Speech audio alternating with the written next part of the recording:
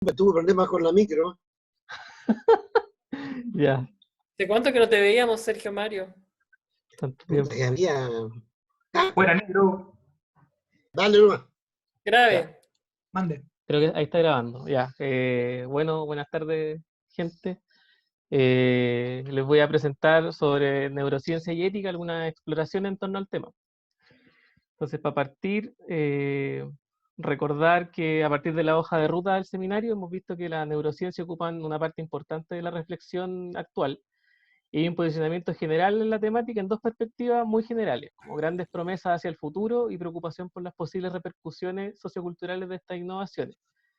El interés entre la relación entre la conciencia y el cerebro ha sido algo que se ha dado a lo largo de la historia de nuestra cultura, pero hay algunos sociólogos, como Fernando Vidal, por ejemplo, que hablan de que habría un giro neurocientífico en la manera de concebir al hombre y a la sociedad, y que él la ve marcada, por ejemplo, con iniciativas como algo que se llamó la década del cerebro, que fue un programa de George Bush en Estados Unidos, que su objetivo era concientizar a la población sobre beneficios derivados de la investigación cerebral. Y eso estaba programado para 1990 y 1999, y de alguna manera marcan este giro neurocientífico dándole un peso geopolítico e institucional.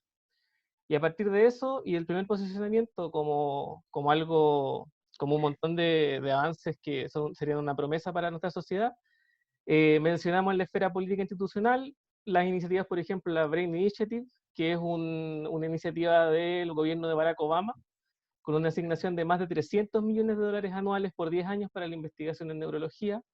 El proyecto chino de investigación cerebral también, que es un plan de 14 años entre 2016 y 2030, impulsado por el Ministerio de Ciencia y Tecnología y una fundación privada de ciencia en China. Y también está el Human Brain Project, que es como la contraparte europea y un plan de 10 años, y su horizonte se declara como entender el cerebro humano y traducir el conocimiento neurocientífico en medicina y tecnología. Entonces hay muchas otras iniciativas en Australia, Alemania, Rusia, Canadá, entonces esto no es exhaustivo, pero la cosa es que el tema es importante a nivel político y a nivel de recursos también. Y hay que destacar también la cercanía entre estos proyectos y el sector privado y militar.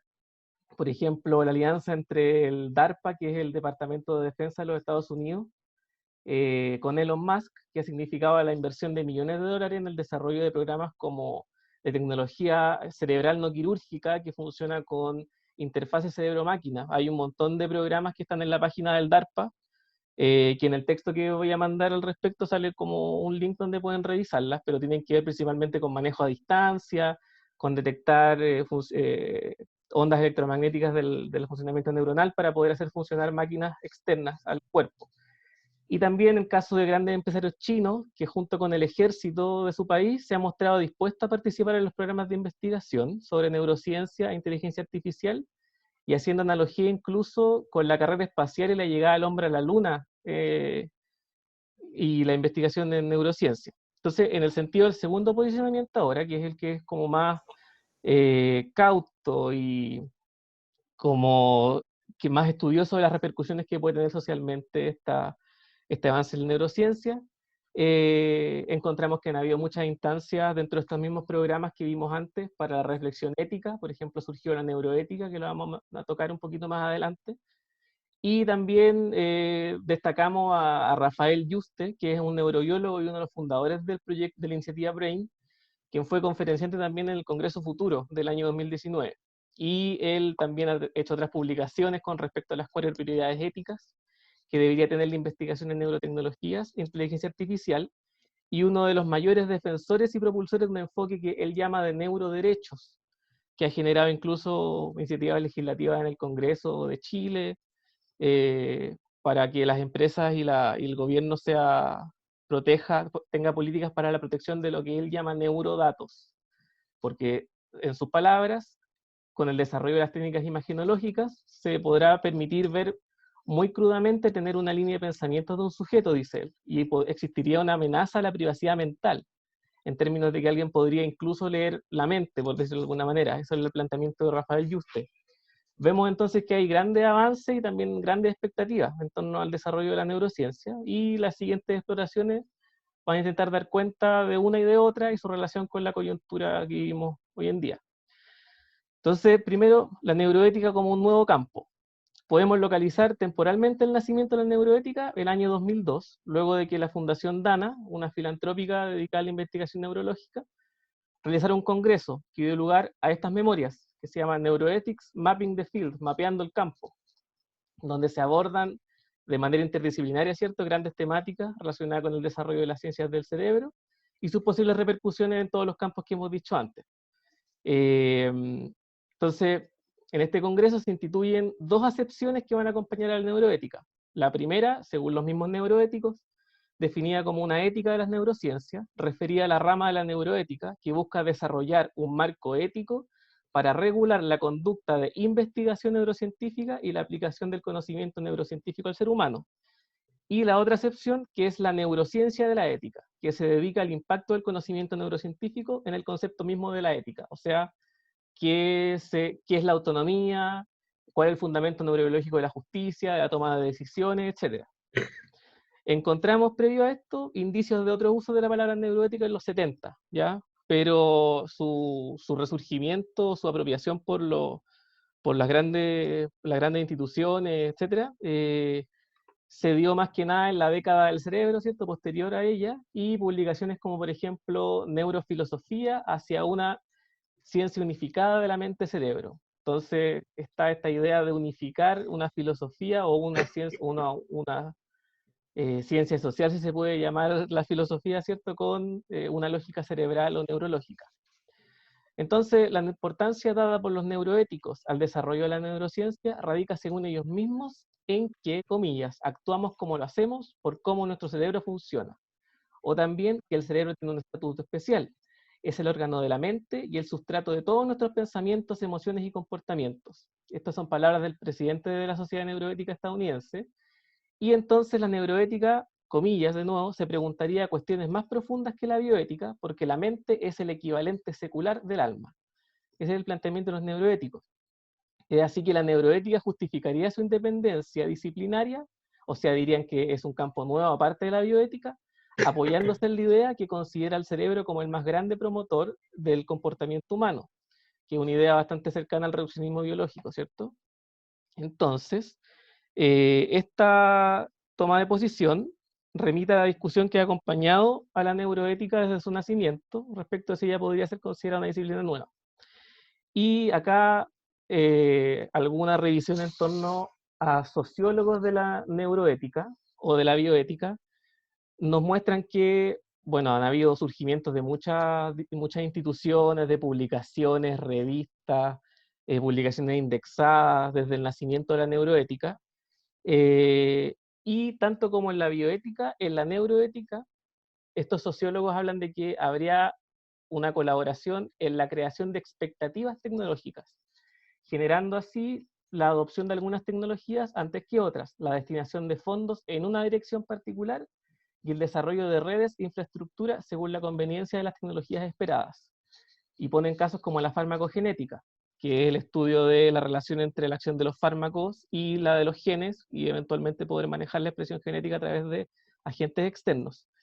Los bioéticos ayudan efectivamente a los científicos de la farmacogenética a generar expectativas de su tecnología. Y esas expectativas tecnoéticas ayudan a sostener la necesidad de bioéticos. Esa es la posición de algunos sociólogos de la bioética. Aquella expectativa, en el caso específico de la neuroética, se enmarcaría en lo que Fernando Vidal llama brainhood, que es como la cerebritud del ser humano, ¿ya? O como decimos manhood y masculinidad, brainhood, cerebritud. Entonces el brainhood se encuadraría la idea según la cual los avances tecnológicos en neurociencia amenazarían con redefinir nuestro concepto de humanidad y de individualidad, por lo que requerirían de la completa atención de una disciplina ética especializada. Sin embargo, se ha dicho que las declaraciones de los neuroéticos sobre la promesa tecnológica de las neurociencias a veces exceden incluso las de los mismos científicos, e incluso dicen que la tendencia en el campo de la bioética a tomar una nueva y sensual ciencia, adoptar un neologismo, fundar una revista y una sociedad, y postular a financiamiento, habla de un cierto formalismo en el desarrollo de la bioética, dejando en claro que el uso del prefijo neuro sería estratégico, ya que vincula inmediatamente estas nuevas disciplinas con el prestigioso y establecido campo de las neurociencias, salvándolos de ser relegados a los departamentos de filosofía. En este sentido, las citas anteriores ponen en entredicho de aclarada novedad y distinción del campo de la neuroética respecto a la bioética en general. Entonces, de Vries, otro sociólogo de la bioética, señala que una gran parte de las figuras claves de este campo, de la neuroética, perdón, tendrían formación neurocientífica y la promoverían activamente. Él dice, su cercana relación y conexión con el campo es citada para legitimar su parte como guardianes del campo. Es como yo sé lo que estoy hablando, estas son las verdaderas consecuencias de la neurociencia. Esta doble identidad, por ejemplo, en la misión de la sociedad neuroética de promover la neurociencia y no tanto el abordaje de problemáticas éticas, tendría implicancias para el rol de la neuroética como eventual regulador de los avances en neurociencia. Eso es por el lado de la regulación de la investigación en neurociencia. Ahora, vemos que habría mucho de expectativas tecnológicas en estos neuroéticos. Entonces, la neuroeconomía. La pregunta que guía la investigación en neuroeconomía puede ser formulada como sigue. ¿Por qué los seres humanos valoran lo presente en desmedro del futuro? Y que es más o menos lo que se grafica aquí, que la recompensa percibida de los seres humanos con respecto a una decisión es mayor a corto plazo que a largo plazo. Esto para los economistas sería conocido como un future discounting y sería como algo muy raro que se sale de todas las lógicas de la economía clásica. Entonces, enfocan sus exploraciones los neuroeconomistas en torno a la explicación con base biológica de las desviaciones comportamentales del ser humano respecto al Homo economicus, que sería el actor racional que calcula sus opciones para maximizar su satisfacción individual, en directa oposición a la figura del consumidor, que sería aquel quien toma decisiones de compra, venta, inversión e intercambio que irían contra su interés superior. Entonces, en una época caracterizada por la presencia de crisis económicas, sanitarias y ambientales, este sería un campo de gran importancia para el diseño de políticas públicas y la gobernanza liberal, que no logra dar cuenta del actuar irracional de los individuos en las crisis, ¿cierto? Y lo vemos también en la pandemia. El surgimiento de la economía comportamental y experimental, antecesora del enfoque neurobiológico, en la década de los 70, se corresponde con la constatación de una disonancia entre la conducta humana observada y los modelos económicos desarrollados para contener dicho comportamiento, con datos que mostrarían que las personas se alejan sistemáticamente de aquellas leyes o modelos cuando evalúan información y juzgan probabilidades. Entonces, la esperanza de los economistas experimentales y comportamentales era que la neurociencia pudiera relacionar las anomalías de cálculo con el sustrato biológico del cerebro, llegando a modelos basados en la naturaleza en lugar del discurso autorreferente de las matemáticas, en el que se basa la economía neoclásica, que no consideraba el comportamiento humano en sus fórmulas y ecuaciones.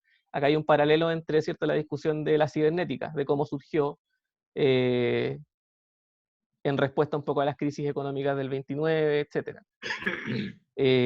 La toma de decisión sería para los neuroeconomistas un proceso en el cual un sistema asigna valor a cada una de sus opciones disponibles, expandiendo incluso la metáfora del efectivo a las estructuras químicas y celulares del cerebro.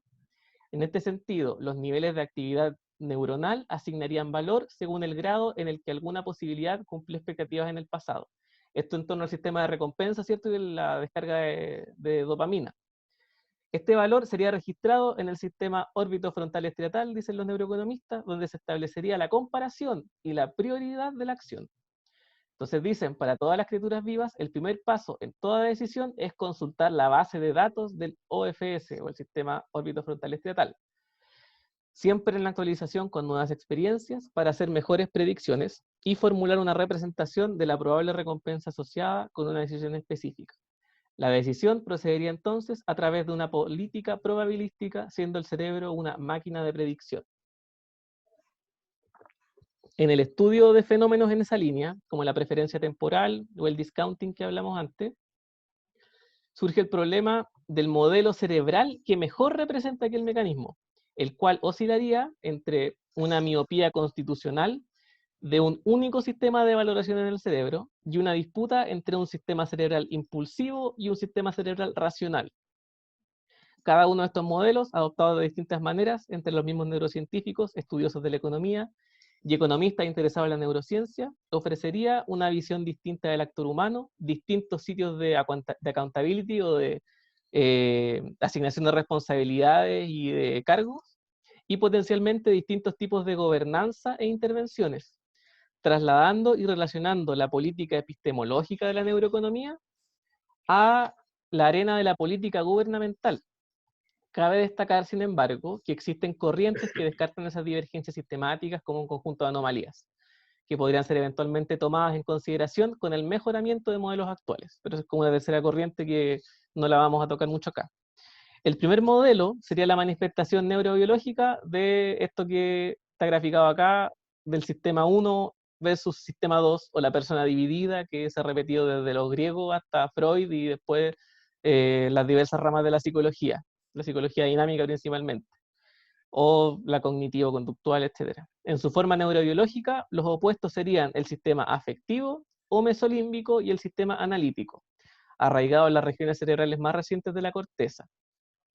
Ambos evaluarían las recompensas según sean a corto plazo y a largo plazo, basándose en su actividad dopaminérgica, siendo la decisión el vector resultante de ambos componentes. Así, las áreas cerebrales que se activan consistentemente y exponencialmente, sin importar la demora de la recompensa, son catalogadas como delta, o sea, las que ven la recompensa a largo plazo y serían más racionales, y aquellas que se activan desproporcionadamente con opciones que involucran recompensa a corto plazo son identificadas como beta. Su actividad simultánea e interacción daría como resultado la hipérbole del discounting. Si fuera cada una por sí sola, sería lineal, ¿cierto? Porque si desvalorizáramos la recompensa por el tiempo y si la valorizáramos a partir del tiempo. Entonces las dos interactúan y sale esta curva.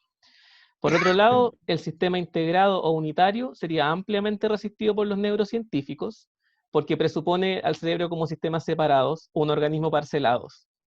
Unos neurocientíficos súper renombrados en el campo, como Antonio Damasio, dice, por ejemplo, que la razón depende de la emoción, o que la emoción está ya presupuesta en la razón. Y además él desecha, por ejemplo, el concepto de sistema límbico por ser anatómicamente difuso, dadas sus diversas y amplias conexiones cerebrales. Entonces los neuroeconomistas, para los neurobiólogos, tenderían a descuidar el objeto que estudian para acomodarlo a un modelo matemático como el de los sistemas opuestos, y olvidarían que el cerebro es una entidad física única. Y los biólogos, para los neuroeconomistas, estarían estancados en un biologismo literal que los incapacita para adoptar modelos comportamentales útiles. Lo que los modelos matemáticos no consideran, sin embargo, es el componente subjetivo, ¿cierto? No es que un cerebro sea impaciente o sea paciente o impulsivo, son personas que son así, podríamos decirlo. Entonces, a partir de esto, se configuran opciones políticas para abordar estas anomalías, ¿cierto? Que repercuten negativamente en la economía por estas personas que actúan contra la racionalidad deseada. Entonces sería, para el modelo único integrado, podría haber un abordaje interno que tiene que ver con una educación y capacitación, o externo, que es un cambio ambiental para modificar la toma de decisión, que sería como un paternalismo, ¿cierto? Y el modelo dual de estos dos cerebros sería un abordaje también educativo o farmacológico para contrarrestar el componente beta o racional debilitado frente al delta disruptivo. Para ello es fundamental, dicen, conocer cómo funcionan los circuitos neuronales. En síntesis, ambos modelos tendrían abordajes dirigidos al interior o al sujeto. Sin embargo, por su viabilidad analítica, ¿cierto? Porque podemos descomponer este sistema irracional en muchas partes, sería mejor hacerlo con el sistema dual. Entonces es el que se ocupa muchas veces para hacer políticas económicas, etc. Y el neuromarketing, que va un poquito en la línea de la neuroeconomía, es el resultado de lo contrario. O sea, cómo potenciamos el cerebro impulsivo o los automatismos cerebrales. El resultado lo podemos definir como el resultado de la adopción del conocimiento neurocientífico en torno a la toma de decisión del consumidor con miras a diseñar técnicas de marketing efectivas a nivel afectivo y emocional, porque su objetivo es el consumo, ¿cierto? Apuntando a actuar sobre la emocionalidad y el instinto, con su base comportamental y biológica, que existe, con respaldo neuroimaginológico, que me salió dogmático eso, existe. Sería entonces su objetivo potenciar los automatismos irracionales en desmedro de un abordaje racional, o el desvío de estos automatismos en acciones reflexivas o deliberadas.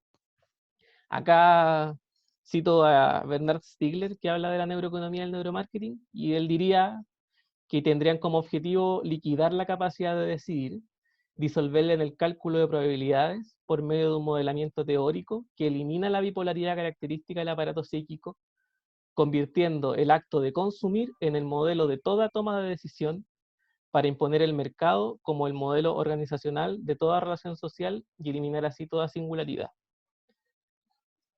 ¿Es alguna duda, comentario por ahí? Voy rápido porque como un poco largo el texto. Puro Comentarios. automatismo, sí. Puro automatismo. Ya. Entonces, sobre el juicio estético y la resonancia nuclear magnética funcional, bueno, esta resonancia combina, igual la vamos a abordar un poquito más adelante, pero en el fondo es un escáner o una resonancia magnética que toma las imágenes estructurales del cerebro y se le agrega una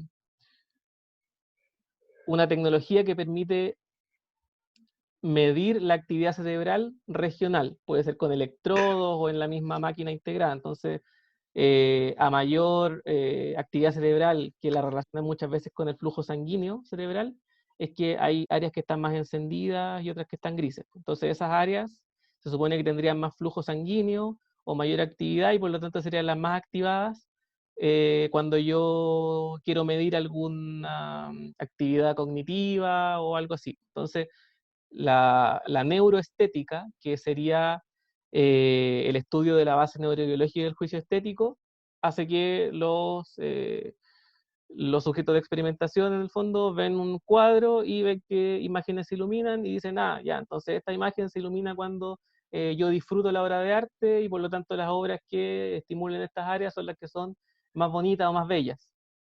Entonces, este tema ha sido estudiado ampliamente por Fernando Vidal y él dice que acá habría un tratamiento de dudosa rigurosidad metódica, porque él señala que el juicio estético, al ser operativizado como un juicio hedónico, o sea, de placer, para fines experimentales e imagenológicos, igual a la belleza al placer, excluyendo así la posibilidad de que algo agrade y desagrade simultáneamente, ¿cierto? Entonces, como acá puse como dos ejemplos de eso.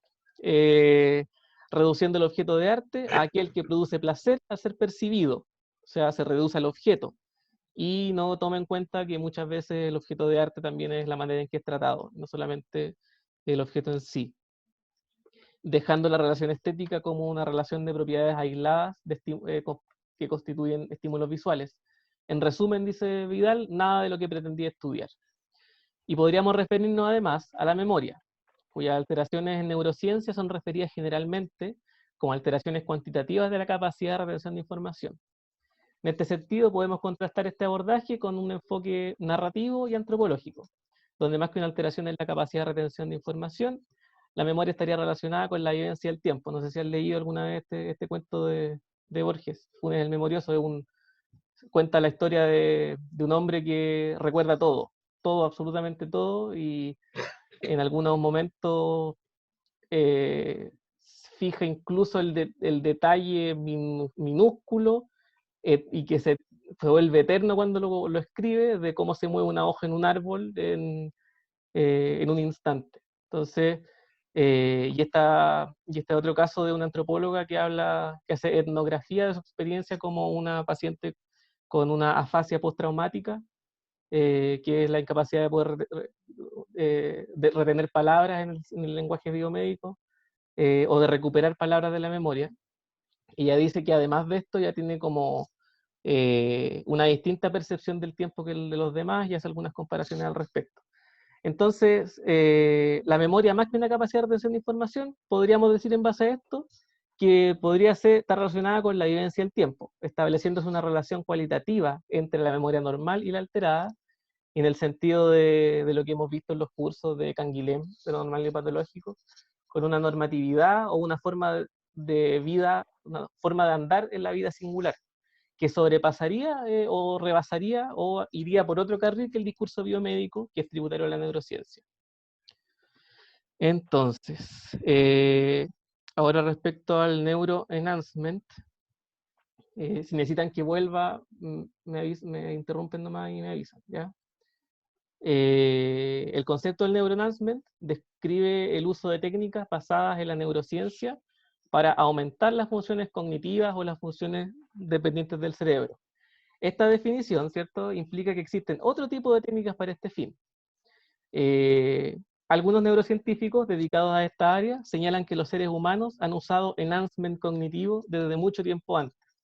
Dicen que estas técnicas incluyen procedimientos tanto internos como externos y se refieren, por ejemplo, a las mnemotecnias, la cafeína o las anfetaminas, y la escritura o el ábaco y la computadora. El neuroenhancement se basa principalmente en agentes farmacoterapéuticos y los basados en electricidad o en electroterapia, que estos vienen del siglo XIX más o menos, que son como la estimulación cerebral profunda o la estimulación magnética transcraneal, ¿ya? Que son técnicas que se han investigado y que aumentarían la performance cognitiva, permitirían hacer operaciones matemáticas o concentración más intensa. Y son un campo que se ha tenido harto desarrollo y harto alcance en lo clínico. Entonces, estos neuroenhancement pueden ser divididos también en motores, cognitivos o anímicos, según el área de acción o dimensión mejorada. Y su discusión es porque la distinción entre terapia y enhancement es poco clara, sobre todo cuando la enfermedad carece de límites conceptuales claros y las condiciones son continuas y no categoriales, como es muchas veces quizás en la patología psiquiátrica y un poquito menos en la patología neurológica. Comparando además la legitimidad social de la cirugía cosmética, o sea, estos neurocientíficos dicen como ya, pero, o sea, ¿qué te quejáis del neuroenhancement si como algo que no curáis una enfermedad si existe la cirugía cosmética, por ejemplo? Entonces hay que tener en cuenta que gran parte de estas tecnologías de neuroenhancement tienen aplicaciones clínicas muy importantes. Y estas discusiones en torno al enhancement se centran en torno a su seguridad, el carácter y la individualidad del sujeto, la justicia distributiva en torno a su uso y la coerción. Vamos a ver principalmente lo del carácter y la coerción. Sin considerar en esto, un paréntesis y una acotación, el énfasis militar en el desarrollo de técnicas de enhancement, ¿cierto? Como los nombrados de DARPA, que podrían considerarse coercitivos a un nivel geopolítico. Entonces, respecto a la justicia distributiva, ellos señalan que tácitamente nosotros aceptamos desigualdades en modificadores de la cognición, con la inequidad en educación, nutrición y vivienda. Más aún, las nuevas tecnologías no farmacológicas, como la estimulación transcraneal, son baratas y relativamente seguras, además de no necesitar un médico que sirva como filtro. Eso dicen ellos. Y en términos de coerción, sería de dos maneras. Primero, la obligación a mantener una posición social o mejorarla, significando el que no se usen los enhancement como un rezago social o quedarse atrás o bajar de categoría. Y en segundo lugar, la demanda explícita de mejor desempeño por los otros, que podría tomar formas regulatorias, ¿cierto? Como para pilotos, médicos o militares. Acá, por ejemplo, si es que los cirujanos empiezan a tomar anfetamina o algo para lograr pasar bien un turno, después empiezan a hacer más de un turno a la semana porque toman estos medicamentos y después los jefes de turno podrían decir, ah, mira, podemos hacer 2 turnos consecutivos a la semana. Ese es como el argumento un poco en contra de esto. Y también los pilotos, que ahí estaría también la justificación de, oye, pero si no se tomaran estos medicamentos estarían haciendo la pega mal, imagínate. Entonces, mejor que lo hagan, ¿cierto? Y ahí hay una influencia institucional de este neuroenhancement. Eso. Entonces, también hay que destacar que la premisa que legitima socialmente las técnicas de neuroenhancement estarían engarzadas en premisas profundamente arraigadas en nuestra cultura, y no a la inversa. Por ejemplo, la crianza intensiva, donde el éxito individual de los padres se confundiría con el de los hijos. Este es el caso de los padres que entregan medicamentos como el metilfenidato, el Ritalin, para que sus hijos rindan mejor o para que rindan menos mal por los problemas de conducta. También, bueno, sí, respecto al carácter individual y la autenticidad, porque hay una discusión en torno a que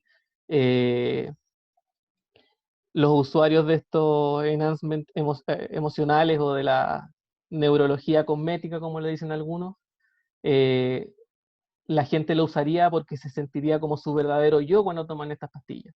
Cuando son tímidos, por ejemplo, una fobia social, o si es que hay algún grado de depresión crónica, esta gente que ocupa estos métodos, cuando toman estos agentes, no sería tanto considerado como un mejoramiento, sino como un contacto con su verdadero yo. Eso es lo que sale en algunas literaturas de sociología.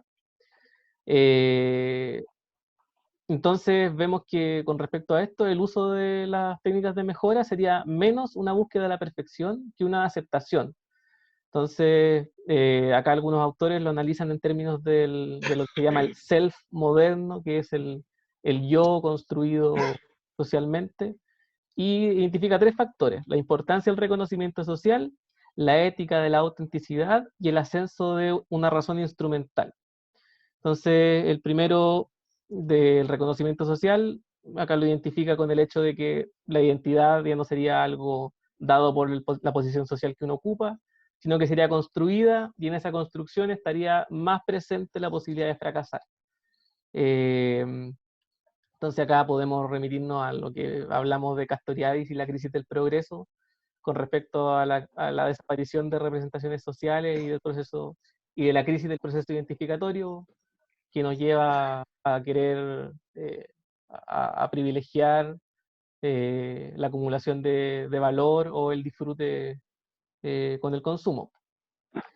Eso, entonces el problema, por cierto, también es que la expansión o el uso de estas tecnologías simplemente refuerza las normas sociales cuyos efectos están intentando arreglar, ofreciendo además un abordaje afín a políticas neoliberales, donde se abordan relaciones sociales, pero en términos restringidos, estrechos, que pueden contribuir a ocultar los factores gruesos o macroestructurales que moldean la vida de las personas, privilegiando relaciones interpersonales inmediatas antes que lazos colectivos, con intervenciones de políticos conservadores, ¿cierto? Con una intervención en lo socioemocional de familias problemáticas, que quitaría de encima la responsabilidad de estos políticos de asistir a comunidades vulnerables de manera más material, y con el riesgo de desarrollar cambios en las instituciones, como lo que hablamos antes. Y respecto a la razón instrumental, nos remitimos de nuevo al seminario de Castoriadis, para no alargarnos mucho. Lo cual, todo esto volvería a las técnicas de enhancement legítimas e incluso deseables a nivel general, pero con todas estas problemáticas políticas por detrás que mencionamos. Ahora respecto a la, bueno, eso, con respecto a las exigencias institucionales, como requisitos médicos para ser piloto, ¿cierto? Y lo que pasa en el postturno. Ahora, con respecto a las neuroimágenes. Entonces, como hemos visto, la importancia dada a la neurociencia radica en el concepto según el cual el ser humano sería su cerebro, y por lo tanto, al entender la manera en la cual este órgano funciona, nos entenderíamos integralmente. A lo largo de la historia hemos visto que se ha intentado relacionar la estructura cerebral con varias propiedades, como en la frenología o en la neuroanatomía más clásica, que ha pasado desde un localizacionismo rígido a uno más difuso, y que ha desembocado finalmente en la noción del cerebro como red interconectada, que nos lleva al proyecto Conectoma, que es como una analogía de nombre con el proyecto Genoma, de poder decodificar todas las redes neuronales del cerebro para poder hacer cualquier cosa, como conocer al ser humano, entender la mente, entender los procesos de decisión, etc. Entonces la noción del cerebro como red estaría a la base del entusiasmo por la imagenología funcional, que es la que hablamos antes, que es básicamente la traducción de una representación del cerebro como gráfico, ambas funcionando según un enfoque de teoría de gráficos proveniente de las matemáticas, y que es un modelo matemático de Euler, que trató de cachar cómo podría haber un camino que el más corto posible, que tome todos los puentes solo una vez, sin cruzar uno dos veces. Y una de las cosas que vio, analizando el movimiento de la población, etcétera, es que no importaba mucho lo que pasara en las masas de tierra, lo importante eran,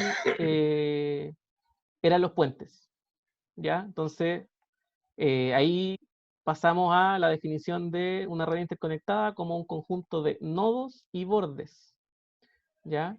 Entonces los nodos son los puntitos y los bordes son las relaciones o los puentes.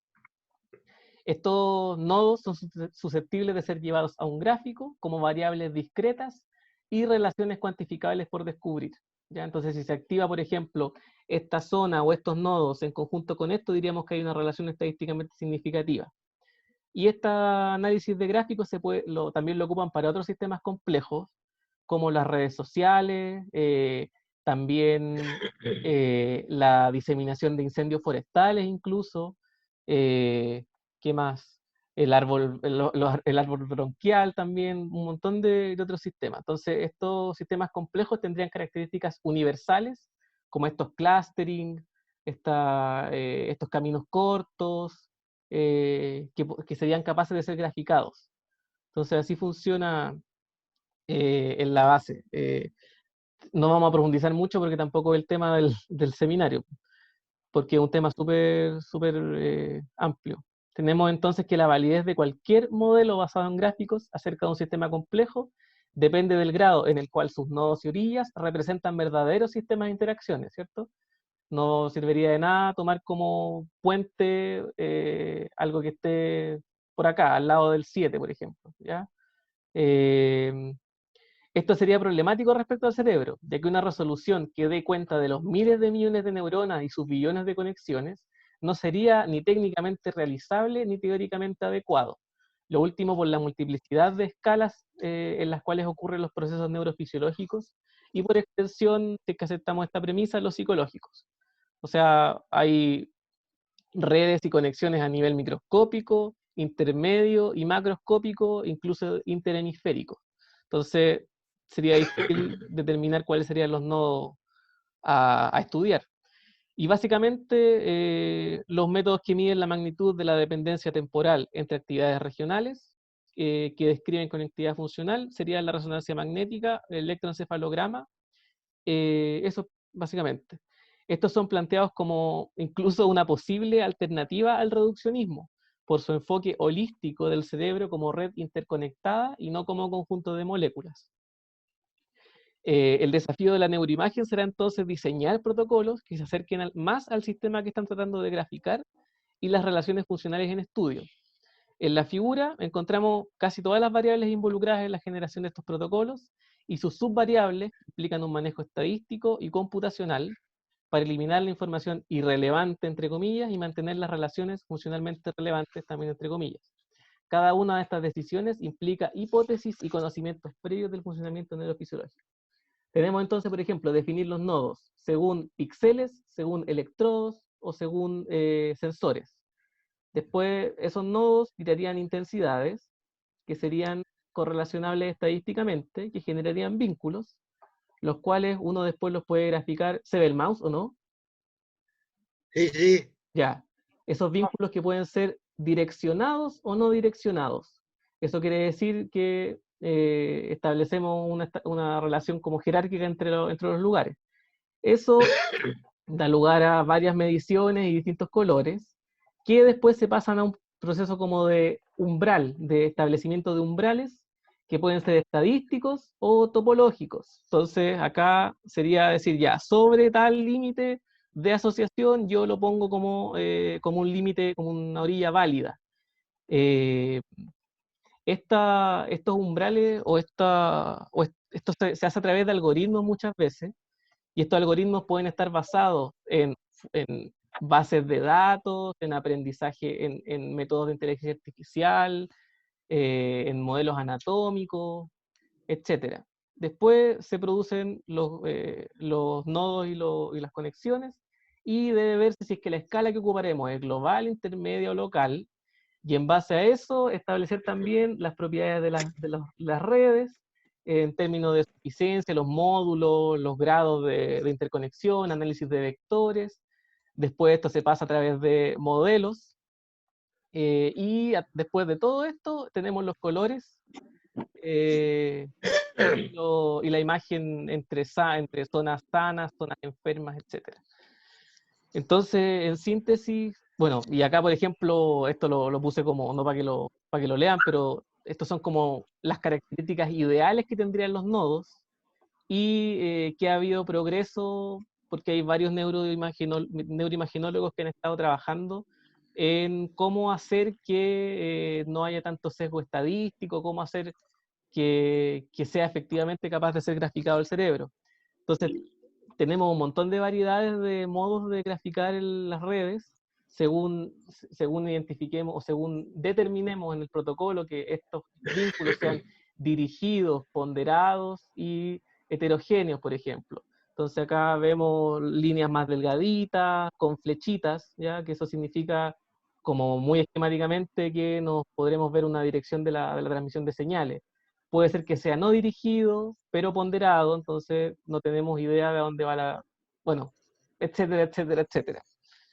Entonces, en síntesis, estos protocolos implican la definición de nodos, definición de bordes, criterios de conectividad estructurales, funcionales o efectivos, que son excluyentes, luego el análisis del conectoma, donde intervienen técnicas estadísticas para corrección de errores, o la aplicación de Machine Learning, que es de inteligencia artificial, la aplicación de umbrales de intensidad, redes de referencia, interpretación, etcétera, etcétera, etcétera.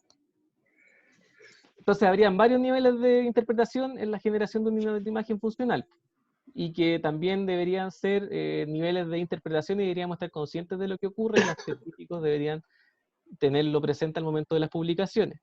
Entonces, uno de los aspectos más criticados, por ejemplo, de la neuroimagen funcional, tanto de científicos como cientistas sociales, sería el de la sustracción, que es un poco el proceso del umbral.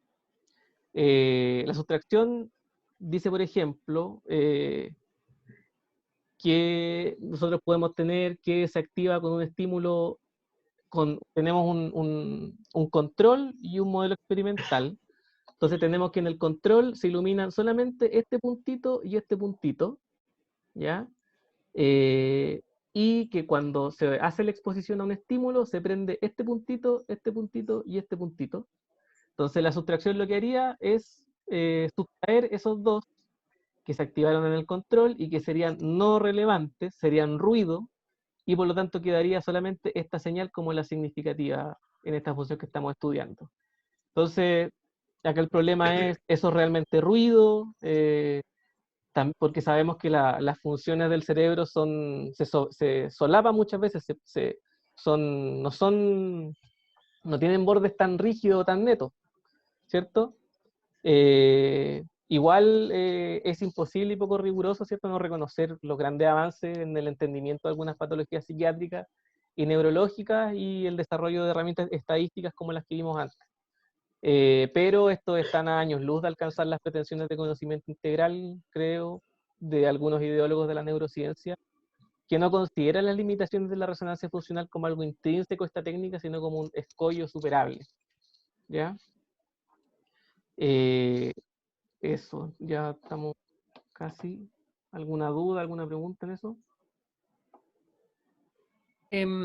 Entonces, una vez me acuerdo de Alonso que nos comentaba sobre la utilidad de la resonancia, o sea, de la imagen funcional, en donde decía que perfectamente lo que nosotros interpretamos como, oh, se prendieron luces, pueden ser inhibiciones en vez de excitaciones de ciertas zonas. Sí, porque estos gráficos lo que ven también son asociaciones, son correlaciones positivas, ¿ya? Entonces, también es un tema de estos neuroimaginólogos de cómo grafican las correlaciones negativas, y si es que significarían algo finalmente, ¿ya? Porque a lo mejor se puede interpretar como ruido, si sí, fuera eso. Ya. Pero lo que dicen incluso algunos imagenólogos es que la resonancia funcional no respetaría ni siquiera la estructura del cerebro, ¿ya? O sea, muchas veces en muchos estudios pasa eso, y de hecho han habido papers que salen que como el 60% de los estudios de inmunología funcional cerebral son con poco válidos, porque tienen poco peso metodológico. Eso. ¿Alguien más? ¿Se quedó pegado el Diego? Bueno, ahora brevemente el reduccionismo y el emergentismo, que esto es una discusión sobre las teorías de la mente, que oscilan entre un reduccionismo biológico, que quiere decir reducir todos los fenómenos cerebrales a, por lo tanto también la mente para estos fines, a una sola dimensión que sería la biológica y la molecular. Entonces hay algunos sociólogos como Ross, perdón, a la que se le atribuye esta forma de ver las cosas como la naturalización del orden social por parte del orden estatal. Y más recientemente ha salido una visión en sintonía con la visión de la naturaleza como sistema, que es la visión emergentista, y considera la conciencia como un fenómeno emergente de la interacción de los diversos componentes del sistema, sin poder reducir su explicación a alguna de sus dimensiones constituyentes. Entonces nos preguntamos, que esto también queda como pendiente para revisar, si la visión emergentista considera al sujeto como capaz de modificarse por medio de una reflexividad y una voluntad deliberada, o si podría explicar, por ejemplo, el delirio, la psicosis, el suicidio, o la posibilidad ¿cierto? De dar la vida muchas veces por una representación social. Y en síntesis, si no sería una transformación del funcionalismo clásico, que habla de que todas las acciones biológicas de los seres vivos van en torno a una presión evolutiva o a la autoconservación, si no estaría esto en tensión con la visión del sujeto, que implica una dimensión psíquica intrínsecamente fragmentada, indeterminada y muchas veces contraria a un propósito evolutivo o de autoconservación orgánica, y esto es más o menos una referencia a Castoriadis y su seminario sobre la subjetividad. Entonces ahora en torno al cuerpo, una breve acotación. El estudio de las neurociencias y la neuroplasticidad han permitido igual dar cuenta de la manera en que la acción técnica y los objetos técnicos modifican y han modificado al hombre en lo más profundo, tanto de manera consciente como inconsciente. Y acá Miguel Ben-Sayag, en un libro que se llama El cerebro aumentado, el hombre disminuido, da varios ejemplos, por ejemplo, de un taxista que usa GPS comparado con otro que no lo usa. Él dice que tiene una organización cerebral distinta, en base a la externalización de la memoria del GPS y el desplazamiento, y dejando de lado un poco lo que él llama la vivencia corporal, que sería los datos del medio ambiente que van a configurar una respuesta mía por ejemplo, cuando me equivoco al dar una vuelta en una esquina equivocada. En vez de integrar los datos del ambiente, yo integro los datos de un GPS, de una pantalla que me dice hacia dónde tengo que modificar mi trayectoria. Entonces, se transformaría en el fondo el mundo de algo integrado corporalmente, como una visión que saca del centro al cerebro a una visión más de la corporalidad,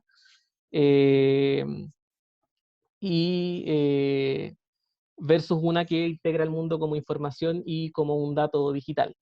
Y otro ejemplo que entrega Ben-Sayag respecto a la influencia de lo digital en el cerebro, sobre todo por estas externalizaciones de la memoria, es la hipertrofia de la atención exógena, o sea, de los estímulos externos, en desmedro de la endógena, generando, dice él, un individuo fácilmente distraído, con dificultades en términos de pensamiento complejo y creatividad. Este conocimiento también proviene de la neurociencia, y en este caso Ben-Sayag cita un estudio de jugadores de videojuegos, en quienes dice que las zonas prefrontales, o sea, las de la planificación ejecutiva, etcétera, serían más espesas. Pero, dice él, estas zonas que se afinan como signo del desarrollo de inteligencia, y no al revés. Entonces, pese a que podamos discutir lo que significa inteligencia, es claro que cualquier actividad influye en la reorganización del cerebro. No hay actividades neutras, y por lo tanto, estas actividades o modificaciones como correlato corporal de la digitalización del mundo pueden servir como sustrato a una teoría crítica del desarrollo tecnocientífico y de la ya estudiada relegación de la corporalidad en segundo plano en términos antropológicos, y donde se favorece la interacción digital con un sentido predeterminado, inscrito en la lógica del sistema económico y producción de valor en el cual se desarrolla como tecnología, que es un poco lo que dice Bernard Stiegler y otro, y que lo vamos a ver probablemente en el otro ciclo de seminario. Entonces, algunas conclusiones. La instalación de la neurociencia como discurso dominante, efectivo y normativo respecto a la concepción de las distintas formas de evidenciar la realidad y fundamentalmente de la toma de decisión como comportamiento ligado al consumo, desplaza la dimensión ética, en tanto juicio ético y acción, hacia una concepción más cuantificable de comportamiento instintivo y automático, que es, por lo tanto, desubjetivado, en el sentido de Agamben que vimos al principio del seminario. Y el uso de los dispositivos tecnológicos podría hablarse de un cortocircuito de los circuitos de socialización del individuo. Entonces, es así que la temática de la neurociencia en su uso ideológico destaca, pese a su componente como fantasma y de fantasía, como un área de reflexión en términos de su relación con la concepción de un nuevo individuo digital, donde no habría cierta posibilidad de acontecimiento o algo así, el surgimiento de una subjetividad. Eso sería la presentación. Yo sé que fue súper rápido, pero eso.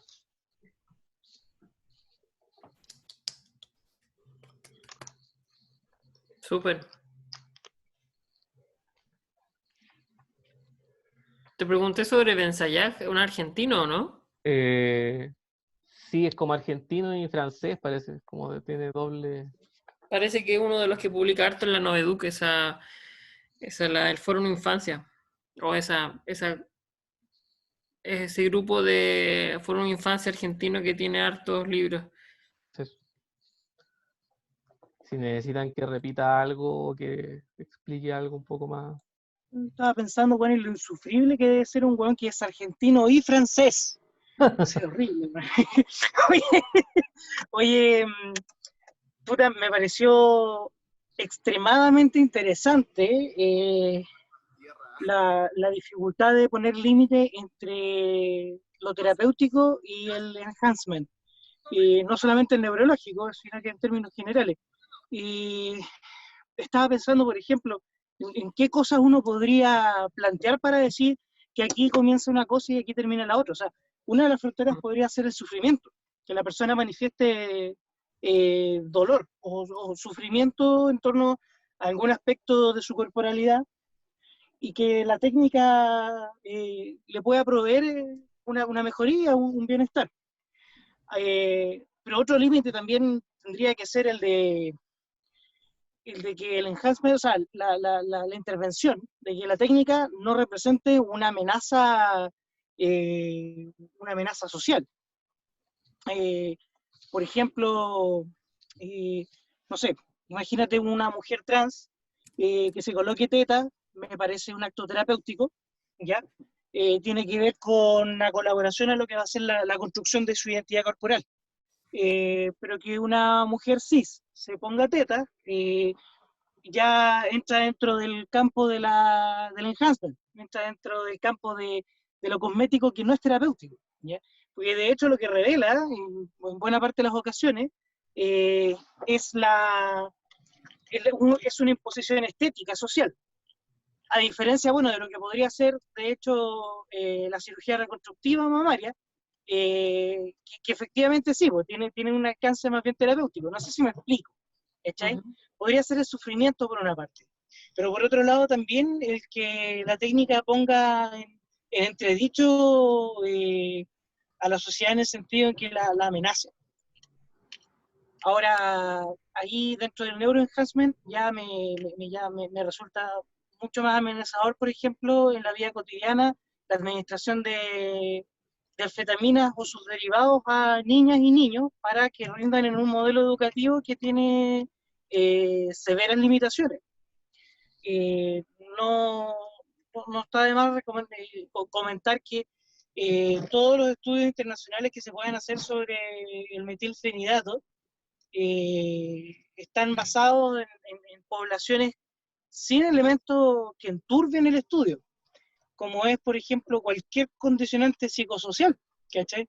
Que aquí en Chile lo que hacemos en definitiva es aplacar un síntoma de los sufrimientos del cabro que están más dados por sus condiciones de vida, y que, claro, o sea, al final lo que pareciera que se impone es que como necesitamos hacerlos encajar en un modelo que anda a tientas, pero que no tienen el tiempo ni los recursos para poder adaptarse a las necesidades de sus usuarios, de sus requirientes, mira la respuesta psicótica, lo que tenemos que hacer es bueno, darle potenciadores neurológicos.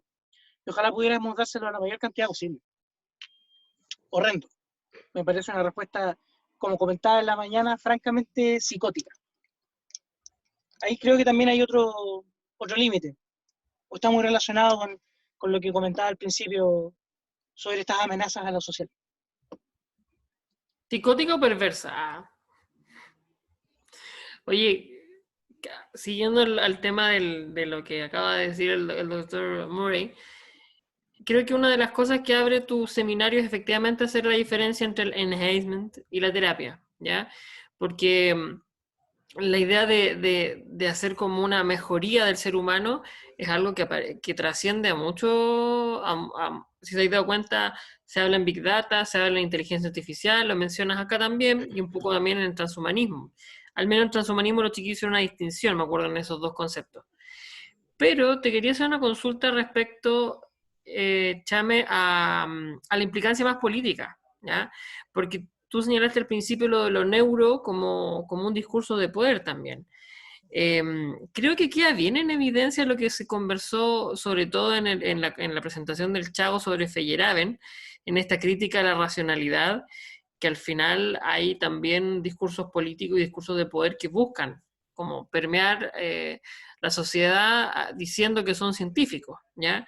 Me acuerdo de ese meme que era como todo lo neuro y era como, wow, se dice neuro, y eso adquiere como una estrategia de marketing. En tu desarrollo, y aquí la pregunta, en tu desarrollo teórico, ¿podéis recalcar un poco cuál era la intención de estos gobiernos y de estas empresas de enfocarse tanto en el cerebro? ¿Cuál era el objetivo en ese caso declarado en términos políticos? Sea, lo que dicen, por ejemplo, los neuroeconomistas, que es donde más resalta, o por lo menos lo que vi que más resaltaba, era ver por qué la gente tomaba decisiones irracionales y por qué consumían de una manera que los perjudicaba. Y eso estaba en directa relación con las crisis económicas, las crisis sociales, las crisis sanitarias, para ellos. Que como que las crisis son por errores en el razonamiento. Entonces los locos reducen todas las decisiones de todo el mundo. Eso es la visión que uno después desde afuera la ve, pues, como todas las decisiones que tomamos en base a una satisfacción o no de deseo, o de como muy, muy automático. Entonces eso es lo que dice Stigler, que la idea es eh, hacer como todo modelo de decisión, la decisión de consumir. Y nosotros sabemos, por lo que hemos hablado antes, que eso saca de cuajo cualquier subjetividad, cualquier sentido. O sea, cualquier posibilidad de salir del automatismo. Y lo interesante es que el automatismo existe, incluso en el discurso del psicoanálisis. Sí, pues. Entonces, es un discurso que agarra un estrato de la realidad del individuo, pero lo como que lo distorsiona un poco. Entonces, no sé, no encontré nunca una posición política así como, queremos controlar todas las mentes y toda la cuestión, pero, eh, o sea, lo que dijo el Chago de naturalizar un poco las exigencias de lo social, en vez de... Entonces, también podéis ver ahí que, por ejemplo, el pensar la angustia que produce alguna interacción social o la alta carga laboral, en vez de una reflexión, ¿cachai? Lo lleváis al consumo. Lo lleváis O a al plano consumir individual. lo lleváis a consumir una cosa de neuroenhancement, por ejemplo. Ujú. Eso es como lo que podéis ver y lo acuático es que no es como un peligro, sino que es algo, es deseable, po. O sea, la gente quiere tomar medicamentos para sentirse mejor, la gente quiere rendir más. Eso. Mm, sí. Sergio Mario. A ver, la complejidad de la propuesta de Chame es que tiene varias diferenciaciones y que efectivamente va bien orientarse, es necesario tener el texto a la vista, ¿ah? Porque es como una masa que se te viene encima, pero eso es inevitable cuando se aborda una determinada temática en su totalidad. A mí hay cosas que me impresionaron mucho y de las cuales primero me impresionó mucho la manera como se produce la contradicción entre neuroética y bioética, ¿no? O sea, finalmente es bastante congruente con nuestra propia crítica de la bioética, ¿ya? Ahora, entendámonos que cuando hablamos de crítica de la bioética, estamos hablando de una experiencia de pensamiento, una experiencia epistemológica que va desde los años 70 del siglo pasado hasta ahora, ¿cierto? ¿No? Ahora, ¿qué dice este tipo? Dice que simplemente la neuroética como la bioética son el preservativo a partir del cual determinados progresos, determinadas proezas son introducidas antes que ellas tengan lugar, de manera que la discusión está total y absolutamente entrampada antes que ella tenga lugar. Y las regulaciones que la bioética hace, lo que permiten simplemente es construir un espacio previo a lo que vendrá a instalarse posteriormente de manera pura y dura. Eso me impresionó bastante y la idea de los neuroéticos de pelear por recursos, primero de arrancarse de ser un departamento de la filosofía y de la ciencia en una escuela de filosofía, ¿ya? Y de proclamar un estatuto como el de la bioética sin ser la bioética y poder a partir de ahí tener acceso a la porrada de millones que se han generado con los proyectos a los cuales hace referencia el Chame. Lo segundo es que efectivamente se produce el casamiento entre la economía y la tecnociencia, y el casamiento entre la economía y la tecnociencia se llama aumento de la productividad, diversificación de la productividad, generación continua y permanente de riqueza, y frente a eso hay una sola tarea, hay que vender las cosas, ¿cierto? Hay que venderlas a todo precio, y vender las cosas a todo precio es el neuromarketing, ¿ya?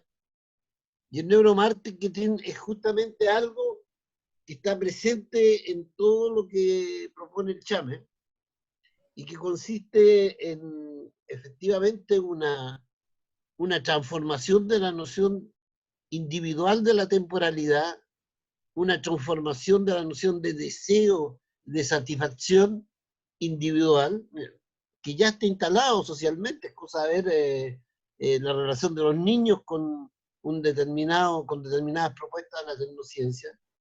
Y entonces, bueno, uno cacha que mientras en otros lugares efectivamente hay determinadas tecnologías que se instalan y que producen cambios increíbles, aquí tenemos acceso a una ideología muy poderosa, ¿cierto, no?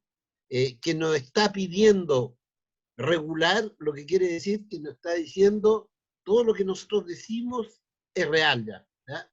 Y por lo tanto la subjetividad está atrapada en esta lógica de tomar decisiones rápidas, apresuradas y en la perspectiva del camino abierto. Bueno, hay una cosa que no, a la cual tú evocaste más o menos indirectamente, Dicho sea de paso, probablemente en literatura, las cosas más, la literatura más, de ciencia ficción más espectacular, bueno, tiene lugar en algunos autores norteamericanos, pero lo que yo leí la última hora, el chino del el misterio de los tres cuerpos, espectacular. ¿Ah? Ahí hay efectivamente una, una, una propuesta que no es, no sé, no es una utopía mortífera, hay una utopía así como la utopía no sé, del submarino y todo ese tiempo que conocimos en el tiempo. Y ahí ya vemos cómo de alguna manera hay aterrizaje de estos conceptos y de estas maneras de reflexionar en la realidad y en la relación entre individuos y en la manera como la sociedad se piensa. ¿Ya? Entonces uno podría decir que, todos se acuerdan de lo que decía el Alonso de las imágenes de las imágenes, las imágenes del cerebro, que poco importa esa imagen, aunque siguen trabajando en ello, ¿no? Lo que es evidente es que hay ahí una imagen del cerebro y una imagen de la relación cerebro-cuerpo que está instalada. ¿Ya? Ahora, desde el punto de vista de nuestra investigación, nosotros tenemos una investigación. La investigación quiere decir que, a ver, partiendo de la experiencia de la bioética, que es la primera entonces que levanta el dedo para decir hay una invasión de un sector de la vida social que se llama tecnología en todas las otras relaciones de la humanidad. ¿Ya? De hecho, Stigler hace referencia a esta idea que se encuentra en un texto de un antropólogo, arqueólogo francés, Denis Gourmand, donde dice, todas las sociedades mantuvieron con el sistema tecnocientífico una relación de control. ¿Ya? No es posible, no era posible, era necesario establecer una relación de manera tal que en la introducción tecnológica no destruyera las relaciones sociales. Pero hoy por hoy eso se disuelve. Y ahora no solo se disuelve por consecuencia de los aparatos, sino que empieza a disolverse por consecuencia de estos discursos. ¿Ya? Y estos discursos, bueno, eso. De todas maneras, me parece excelente el esfuerzo.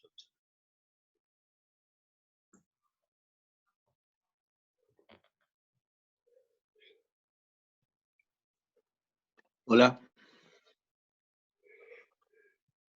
Hola. Ah, Primero, felicitar al expositor, Daniel Chapman. Excelente presentación, bastante pormenorizada y bastante clara, por lo menos en lo que tiene que ver con el concepto y en las distintas ramas que se desprenden de este concepto. No sé cómo llamarlo en realidad, campo de estudio de la neuroética. Yo quería hacer unas observaciones, dos observaciones que me surgieron escuchando la presentación. La primera, que en un momento me sentí que la discusión retrocedía casi 3 siglos, porque me parece que es como el mismo movimiento que se produjo en algún momento de la historia, de la historia, en particular de la historia de la medicina, cuando la nosología daba paso a la anatomía patológica y su correlación con la clínica. ¿A qué me refiero con eso? A que en algún momento toda esta clasificación nosológica o la clasificación de las especies, ¿ya? De estas especies mórbidas, dan paso a un afán de poder localizar la sintomatología en una afección orgánica, ¿ya? De tratar de atribuir a cada síntoma una correspondencia con una alteración orgánica. Todos sabemos que esa empresa fracasó, ¿ya? y hay múltiples ejemplos de ese fracaso, ¿ya? Y curiosamente, bueno, los médicos nos seguimos formando un poquito en esa escuela, ¿ya? Por eso me llamó la atención un poco de esto de ir localizando, parametrando, visualizando, dónde está finalmente el sustrato que explicaría, digamos, que nos permitiría manipular muchas cosas. Yo creo que es una empresa fracasada en ese punto, creo, pero que despierta muchas suspicacias, sobre todo las que acaba de señalar el Sergio. Y lo otro que me acordé es que, bueno, en ese punto que está cojo epistemológicamente, creo, digo, así con mucha modestia y humildad, es decir, me parece que ahí hay una pata coja en toda esta cuestión. Y lo otro que me acordé de un investigador que se llama Roger Bartra, que tiene un libro que se llama Antropología del Cerebro, ¿ya? Y en ese libro el tipo describe, o acuña más bien, un concepto que se llama el exocerebro, ¿ya? Que el exocerebro son todas las conexiones que están, como el prefijo exo lo señala, fuera del cerebro, ¿ya? Todas las conexiones, todas las sinapsis que no son propiamente neuronales, ¿ya? En términos materiales, pero sí son cerebrales, ¿ya? Y básicamente lo grafica con el universo simbólico que tenemos los seres humanos, o algunos seres humanos, o la gran mayoría de los seres humanos, etcétera, etcétera, ¿ya? Entonces, el cerebro, explica el tipo, que es incapaz de contener todas las conexiones, todas estas conexiones que se tratan de poner con colores, nodos y todas esas cosas que explicaba. Es imposible que se contengan físicamente, materialmente, en el órgano, en el órgano cerebro que está dentro del cráneo, ¿ya? Y por eso él postula este concepto del exocerebro, que tiene que ver con todo el universo simbólico y todo lo que nos rodea. No sé, ejemplos que se me ocurren podría ser que nosotros vemos una vaca y vemos un alimento, vemos un asado, ¿cachai? Pero en otros lugares ven la vaca y ven un animal sagrado, ¿entendés? O qué sé yo, algunas personas ven un conjunto de eucaliptus o de pinos, ¿cierto? Y otras personas ven un monocultivo y un atentado a la biodiversidad, etcétera, etcétera. No sé. Entonces, me parece que la neuroética y toda esta movida neuro está muy coja en varios aspectos, pero sí me llama la atención su arremetida y su afán por dotarse, por tener como un blindaje epistemológico, que también lo tienen otras movidas y otros conceptos. Eso, solo eso quería señalar. Gracias.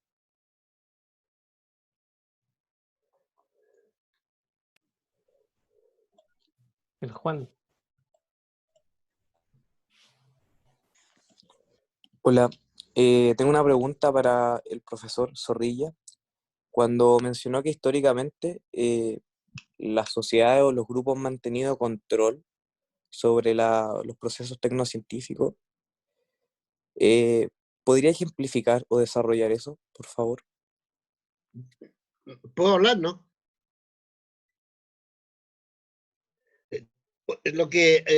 Una cosa de las que dijo Linti es bien interesante, pero quien la desarrolla es Stigler, ¿ah? Porque él tiene, tú cachai, Chame, todo el problema de los hechos órganos, ¿ya? Que viene por lo demás viene de los manuscritos de Marx, cuando él habla de los órganos humanos que se producen para permitir la vida humana, ¿ya? Y de hecho, en el ejemplo que daba de Benzanayá, ¿ya? Hay algo de ahí sumamente interesante cuando dice el tipo, yo pongo mi memoria en el GPS, ¿ya?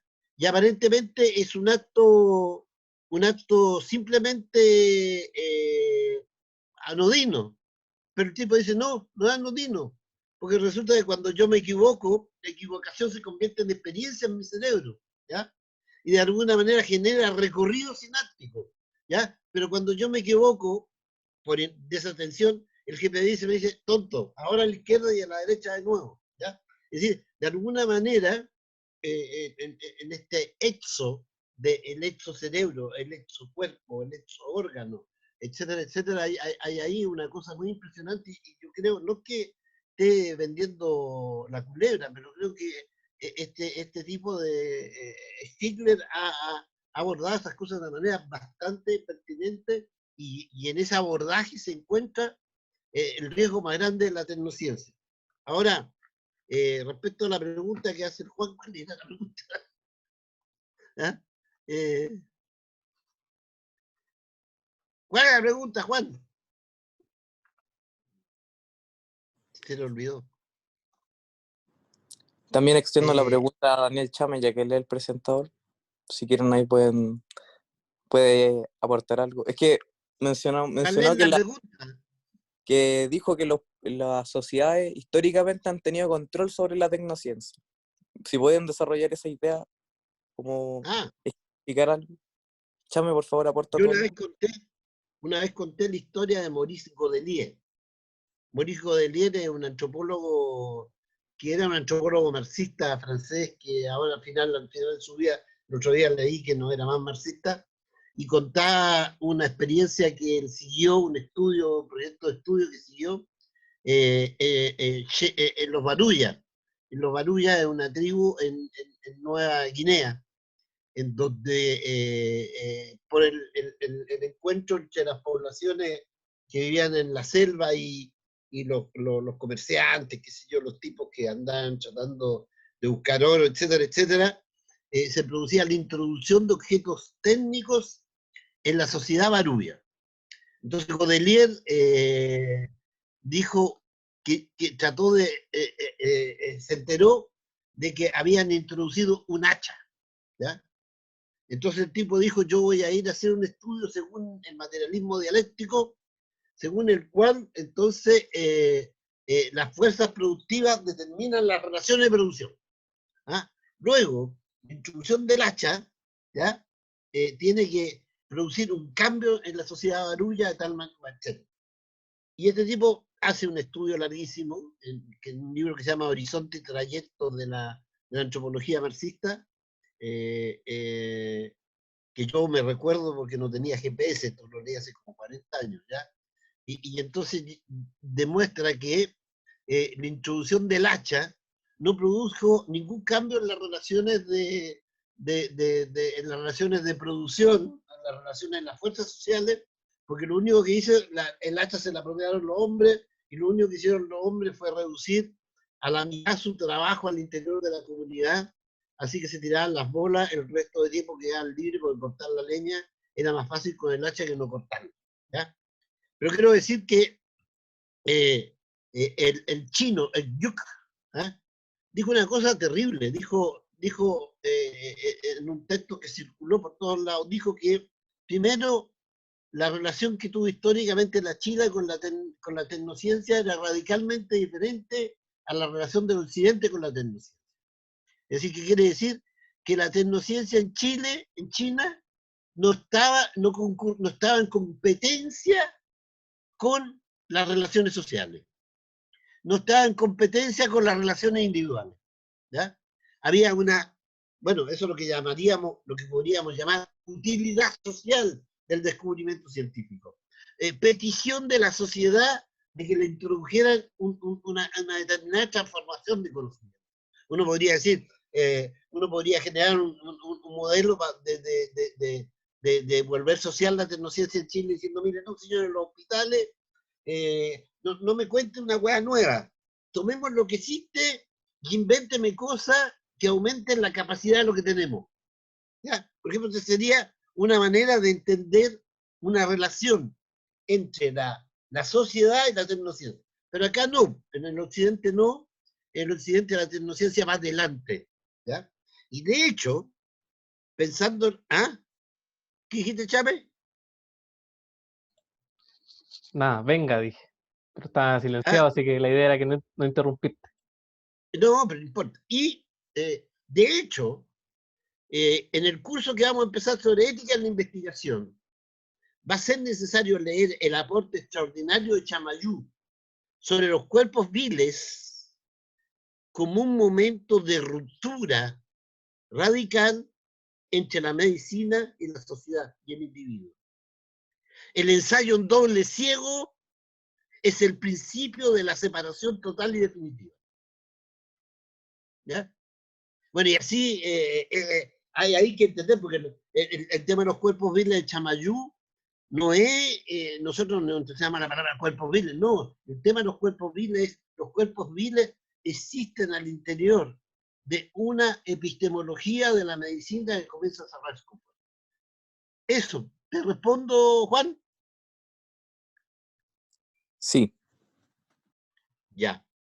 Y un comentario de lo que dijo el Inti, que sí, pues, o sea, es una discusión que se repite mucho a lo largo de la historia, de que siempre hemos tratado de decir como ya, pero es el cerebro, es la mente, los dos juntos, y que la diferencia que yo encontraría es que cuando hacen la construcción de imágenes funcionales, en comparación, por ejemplo, a lo que hacían los frenólogos o los anatomistas clásicos, es que estos locos a veces ni siquiera ocupan estructuras cerebrales anatómicas para hacer sus nodos o sus orillas. Entonces, como es raro, no habría que investigar un poquito más de eso también, como ni siquiera se basa en el mismo órgano, o sea, ocupan redes y nodos que están en bases de datos, ¿cachai? Que,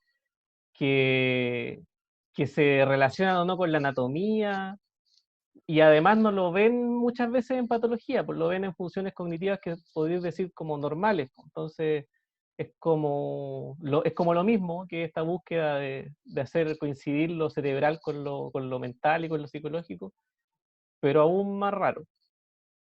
Claro, como el cuerpo astral. ¿Puedo preguntar? No sé quién está dando la palabra. Pido la palabra. Tómatela. Sí, Tómatela. es que justamente eso que estáis diciendo es bastante raro. O sea, es raro la neuroética, ¿cierto? Pero es como una propuesta osada y también un poquito arrogante, me parece, en algún punto, porque esto de prescindir de un modelo, de los modelos anatómicos u otros modelos que están suficientemente estudiados o consolidados, me parece que es como propio de estas disciplinas medias pretenciosas que han arribado últimamente. Y lo del cuerpo astral, bueno, hay un montón de otras como formas dentro de lo que se conoce como los modelos etiológicos terapéuticos, que también prescinden de un sustrato orgánico, o de un modelo, en este caso, cerebral, y con ello hay que hay que hacer un acto de fe, digamos, que las cosas funcionan. Terapias que tienen que ver desde una concepción más bien relacional, que eventualmente podrían funcionar, y todos esos modelos etiológicos terapéuticos se basan justamente en esta prescindencia de lo orgánico, ¿ya? Eso, por eso yo puse lo del cuerpo astral, o no sé, esto que tiene que ver con cuestiones más vibracionales, o de cuerpos sutiles, qué sé yo, no sé. Eso. Y claro, y además se agarran, o sea, que hablar del cerebro como algo que es graficable según esta teoría de gráficos de las redes interconectadas, es como o sea, igual sí, hay como dos pasos, pues como el paso de los fenómenos psicológicos a lo neurobiológico, y lo neurobiológico se iguala a los sistemas naturales como las redes sociales o los fenómenos del clima. Entonces, como que todo es esa visión que se ha puesto súper en boga y que es súper útil para entender algunos conceptos de lo sistémico o de las interacciones o de las redes. Como que todo es red, todo es flujo, todo es interacción. Como que de ahí también se agarran mucho los neuroimaginólogos. Entonces, para decir sus hipótesis y sus planteamientos.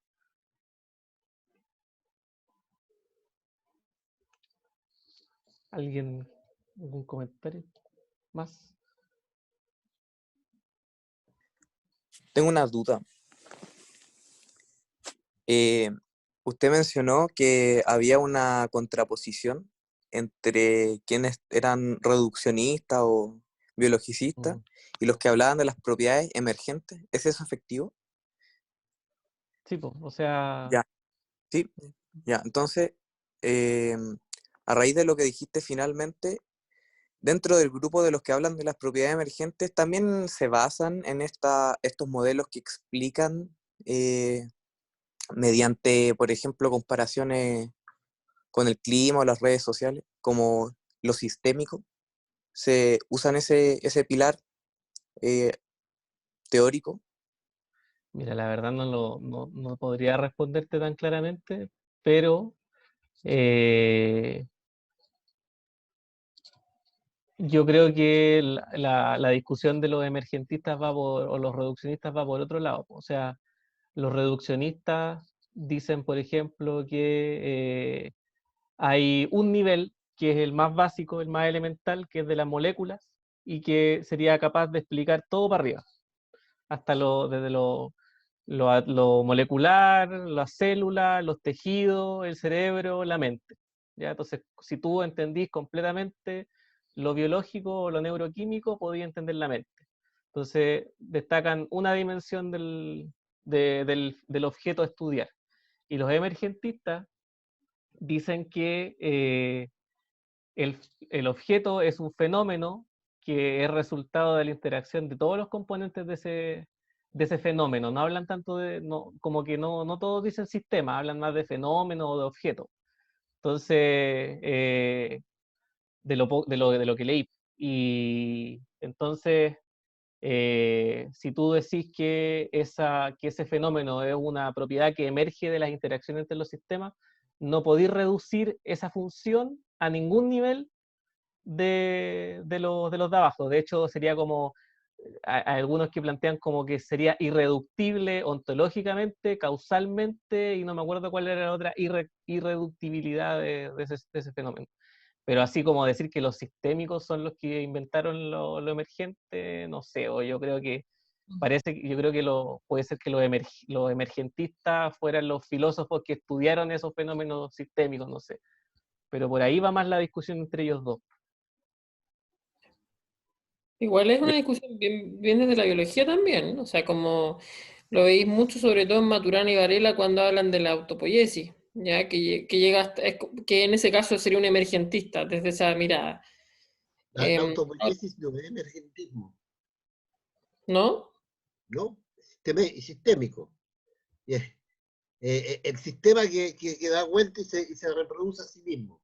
Y el emergentismo hay un premio Nobel de Medicina del año 80, de esa época, donde decía eh, el conjunto de los componentes del cerebro no logran explicar la capacidad del cerebro de intentar explicarse a sí mismo. Y de ahí viene la carátula del libro de Edgar Morin, ¿se acuerdan? Esas manitos raras que se dan la mano con la izquierda así, que son de un dibujante que no me acuerdo el nombre. ¿Cómo? De Escher, el que son de las manos como De raras. Escher, exactamente. Y esa es la noción de emergentismo. Propiedades nuevas, Castoriadis en todo su discurso emergentista. ¿Ya? Pero sí, en ese caso, Sergio, lo que pasa es que en el árbol del conocimiento y en el de la mente, no me acuerdo cuál, el loco señala declaradamente de que la adquisición del lenguaje y de lo social es una propiedad emergente de los sistemas autopoéticos, que lo refiere ya no de un primer orden, sino de un segundo orden, como dos autopoiesis que se juntan.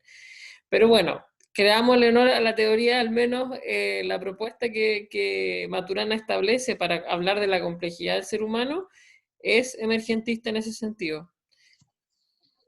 Mira, guardemos la discusión porque me parece interesante, no la vamos a resolver ahora, pero en el árbol del conocimiento ellos tienen, tienen una explicación, por ejemplo, la ética, ¿ah? A tal etapa entonces surge la ética, ¿ya? Pero Tal ojo, etapa surge la moral, sí, ¿ya? solo quiero precisar algo. Bertalanffy, en la teoría de sistemas, cuando desarrolla como este tema como la molécula tiene sus propiedades, las biomoléculas tienen después la célula, los tejidos y no sé qué, y de ahí empieza a subir hasta llegar a la sociedad, po. Y de ahí habla de los niveles de las propiedades emergentes. Entonces creo que hay un sustrato un apoyo teórico desde la teoría de sistemas y desde que no son lo mismo, pero desde la teoría ya más de Maturana, que explicaría la biología desde esos términos, que es llamativo. Eso. Sí. ¿Estamos entonces? ¿Ningún otro, nada, otra pregunta, comentario? Ya. Bueno, gracias por la atención. Adiós. Nos Un gusto vemos. verles y escucharles como siempre. ¿Cuándo la otra semana, no? No, la siguiente, después el 18. Ya, subsiguiente. Ah, no es Adiós. la próxima semana, ¿no? No, la otra. Ya. Espérate, Puede ser ¿con todos más. los cursos tenemos receso? Pero sí, la semana del 18. O sea, O sea, nos pusimos